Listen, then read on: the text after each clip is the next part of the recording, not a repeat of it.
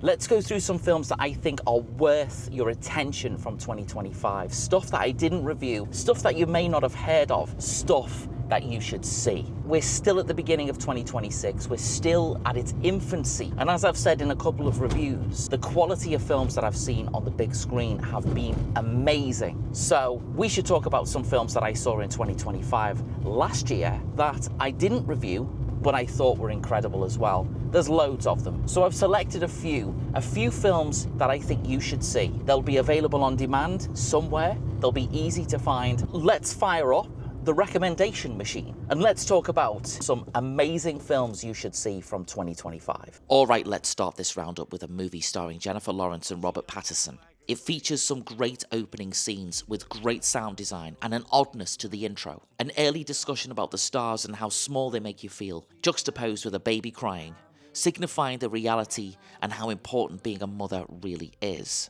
We see wider family relationships in a simple, smart, easy to digest way. There are offhand comments from the main character about being unfulfilled. A lurking motorcycle too that could mean anything here. There are a million different interpretations you can have about both what goes on in Die My Love, but also a million different interpretations about Grace, who's played by Jennifer Lawrence. She's the film's protagonist if you feel a certain way about the character, but she could just as easily be the film's antagonist. My interpretation is the former. Her love for her baby is never questioned, but the way she feels about her partner, Jackson, is both loathing and love. He is played magnificently by Robert Pattinson. Again, with him too, it's down to your interpretation. Good guy or villain, making up for what he's done, realising way too late, or a typical one-dimensional good guy. Director Lynn Ramsey has crafted a multi-layered work that is abstract at times. Maybe we're experiencing the whole thing like a nightmare, or maybe we're in purgatory, or maybe this is real in the world of the film. It would be very easy to say that Jennifer Lawrence's character is crazy. You know that line that people say about women? They're crazy? But that's what women are told constantly when they don't conform to gender norms, particularly as a new mother. They aren't allowed to struggle and find it difficult and terrifying to bring up a baby alone. You have to only dedicate yourself to being a mom and nothing else. You're a mother and that's it. Die My Love goes deep into a sort of psychosis and goes into abstract realism to highlight the descent into despair. And the end.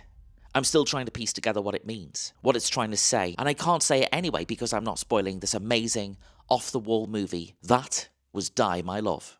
When we think of something like Die My Love, when we think of what it is and what it means and where it came from, it's definitely a film that is unconventional, but at the same time, it absolutely grips you until the very end. And you know, Jennifer Lawrence is on another level in that film. She really is amazing. If you get the opportunity to watch it, then you should definitely see it. But, you know, next on the list is something which is, well, maybe considered a little steamy.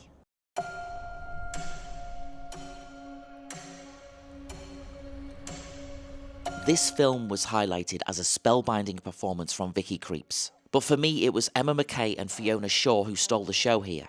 It's a story about dealing with inevitability and finding your true self. Set in the sunshine of Greece, you can feel the heat coming off the screen. As the central relationship gets deeper, more strange and more illicit, you can feel the heat coming off the characters too.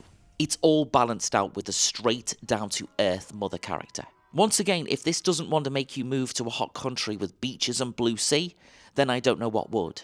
It's partly one of those whimsical art house stories that has a purpose, and because of the way its characters weave in and out of the story with such fluidity, it's intriguing.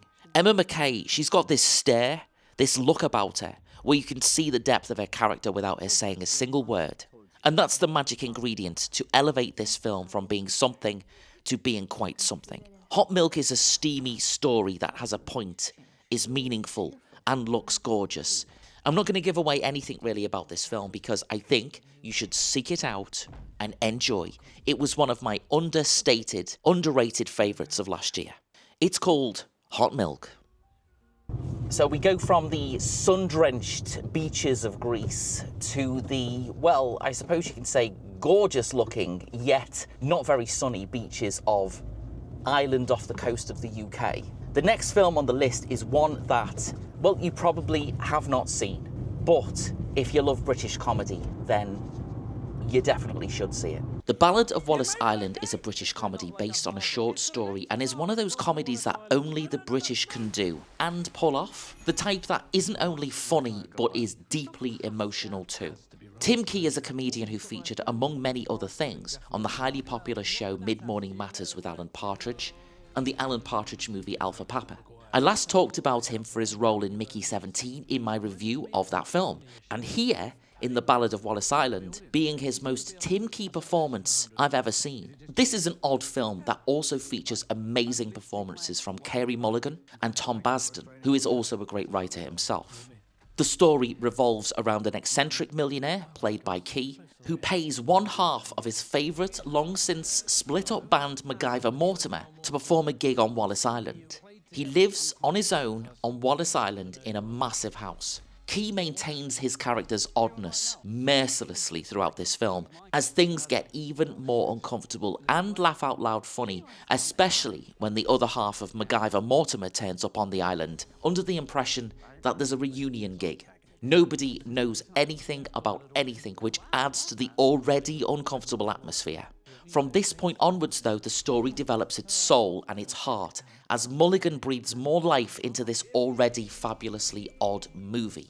In fact, it starts to weave its magic, as all good engaging stories do. It shows how music can bind us together.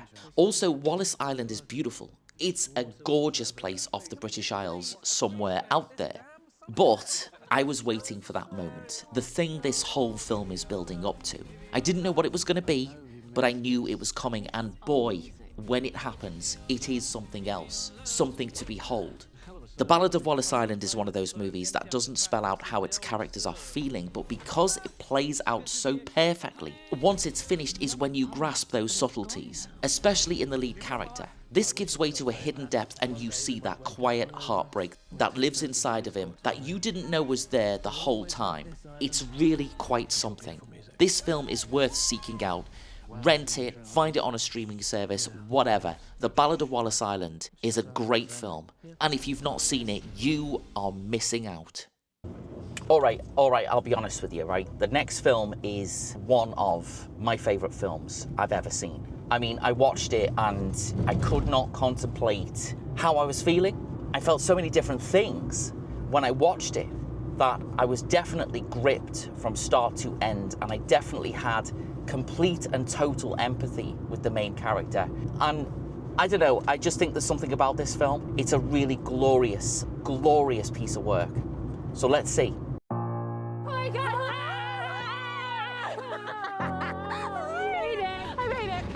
Completely and totally overlooked.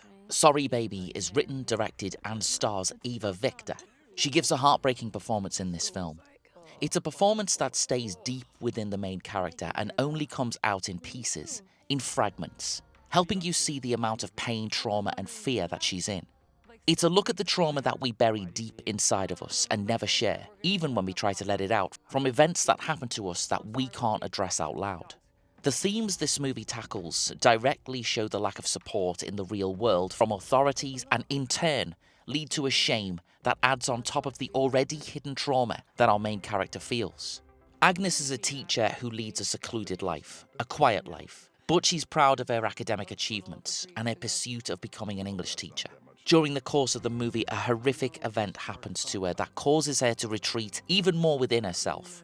This in turn causes her to reject people, and she sinks into a deep depression. The only person she trusts is her best friend Liddy, who's moved away from the small town setting but comes back to help her friend deal with the reclusiveness that she's fallen into. It's a cliche to say that a character goes on a journey, but here Agnes needs to learn how to deal with those events that caused her to lose her way in the first place. She quickly understands that people who should bring justice to her situation are not interested. This forces her to attempt a reconciliation in herself, in a way that so many people that have been through the same thing have to do in the real world. This film is deeply affecting, it's moving, and also manages to raise a little comedy from the upsetting narrative. As I said, I think this is the most overlooked film of 2025. It's got a great central performance, and it's called Sorry Baby. You know, if that's not proof 2025 had an amazing selection of films that flew completely under the radar, that is a definite example. nobody has heard of that film at all. If you've seen it, if you were lucky enough to see it on the big screen, that's going to be one of those special events that you'll never forget, because Sorry Baby is absolutely phenomenal as a piece of filmmaking. Completely overlooked as well is a movie I found on Amazon Prime, actually. I couldn't believe it when I saw it. I was shocked about its subject matter, and I was shocked about who stars in it, and I was shocked about the performance that they gave. All of it's amazing, but none of it is easy to take. So check out the next one. Sovereign is one of those films where the aftermath is at the very beginning. Nick Offerman plays single dad Jerry Kane. He's a sort of version of Ron Swanson that isn't the nice kind guy underneath it all. He has his own rules based on his dad's view of the world, based on a movement called the Sovereign. He also has a son who is homeschooled and getting indoctrinated to follow the same path. There is a section that goes through some of the executive orders that exist in the US government that can be enacted at any time, which is something new I learned and is actually quite shocking. Jerry's house is under foreclosure, which kicks off the central concept of the story, but he seems to know the rules when it comes to postponing it actually happening. From this point on, we go to a meeting hosted by Jerry about our fractional reserve banking system, and features people who are in financial dire straits themselves. His son watches on, assisting in the group talks. This film also deals with the other great American subject, guns. They feature in this movie in the background as another highlight of American life: guns, corporations, and foreclosures. A country of apparent freedom that you can get thrown in county jail for refusing to show a driver's license just driving home. There are conversations about the strawman arguments and the idea of freedom in general. This is an interesting film. This looks at everything from the perspective I've never seen before outside of treating this type of character as a lunatic or an extremist. Nick Offerman gives his character 3 dimensions. He rants about freedom, but never overplays any of it. The son, Joe Kane, is played by Jacob Tremblay, who most famously played the child in the amazing movie Room back in 2015. Here, he is self-taught. He is intelligent and will read books and material from other perspectives aside from his dad's. This gives him a sort of superpower within the movie. In those moments when the camera looks at his face, we think about what is he thinking about it all. About 40 minutes in, the sympathy and how on side we feel for Jerry detours as the tension is turned up a notch for us as viewers into this father and son duo. We're asked to confront some emotions here as observers. The score gets more intense from here too. It's unsettling. We also start to get a perspective from the cops involved in an earlier scene. One of the cops is played fantastically by Dennis Quaid. I have to admit, I spent almost the whole running time on edge because it's building up all the time. It caused me high blood pressure, and that is a testament to the filmmaker's pacing. And what can I say about Offerman? I mean, this is the most overlooked performance of 2025, I am sure. Tremblay is the same. Totally fascinating and incredible performance. It all works towards a thoroughly fascinating film. This film is called Sovereign. It is an amazing piece of work. All of the events that happen in Sovereign are absolutely stuff you can see happening in now America, in the America of today. I guess that movie was able to tap into a feeling, to tap into an idea and a subject, and really sort of lay it bare on screen. Nick Offerman is amazing in that. I mean, he's just great, but then so is everybody else. It's a really fantastic film, and I bet you've not seen it. I bet you haven't seen it. It's well worth it. Another one you need to seek out.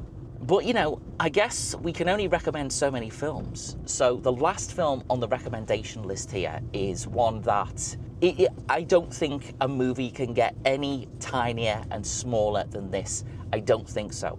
The whole concept of this movie is utterly gripping, it's utterly fantastic, and it's also a little bit scary.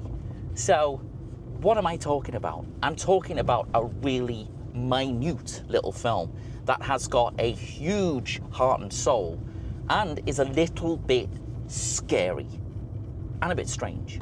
Let's find out a bit more. A film mostly set in a car, mostly featuring conversations on a phone. How can this work as a tense thriller film? Well, it absolutely does. The premise is simple, but the unsettling nature of what's going on makes it a complicated, emotional ride.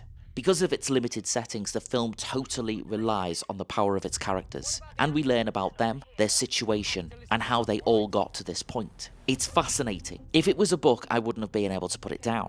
The images it conjures up in the viewer as each conversation escalates and each situation gets more bleak and tense by the second is enough to give you nightmares. You wave between sympathy and outrage for each person on screen, but it's the off-screen character that we feel the most for.